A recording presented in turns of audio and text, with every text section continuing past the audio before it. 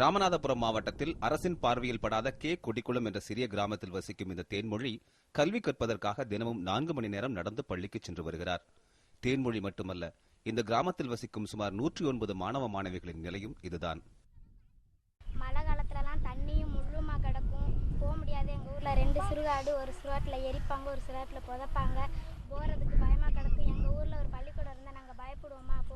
ஆதி திராவிட பிரிவைச் சேர்ந்த மக்கள் வசிக்கும் இந்த கிராமத்தில் ஊர் பெயர் சொல்ல ஒரு பெயர் பலகை, அத்தியாவசிய பொருட்களுக்கான ரேஷன் கடை, சுகாதாரமான குடிநீர், பள்ளிக்கூடம் என எதுவும் இல்லை.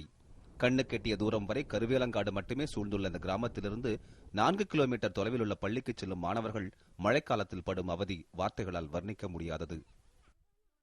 இந்த அடிப்படை வசதி இல்லாமல் இந்த பிள்ளைய இந்த கிராமம் நம்ம தவிச்சுக்கிட்டு இருக்கு. ஆனால் எத்தனையோ கவர்மெண்ட் எத்தனையோ கோடிக்கணக்கில் ரூபா ஒதுக்கியும் இந்த சலுகை எங்க கிராமத்துக்கு இதுவரையிலும் சேர மாட்டது. 14 முதல் 18 வயது வரையிலான மாணவ மாணவியருக்கு அவர்கள் இருப்பிடத்திற்கு அருகே தரமான மேம்பட்ட இடைநிலா கல்வி தருதல் என்பது அரசு கொள்கையின் அங்கமாக இருந்தாலும் இந்த கிராமத்தை பொறுத்தவரை அவை ஏட்டளவில்தான் உள்ளது என வேதனையுடன் தெரிவிக்கின்றனர் கிராமவாசிகள்.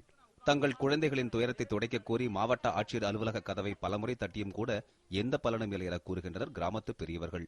இது தொடர்பாக மாவட்ட கல்வி அலுவலரை தொடர்பு கொண்டு கேட்டபோது தொடக்க கல்வி இயக்குநரின் அனுமதிக்காக காத்திருப்பதாக கூறினார்.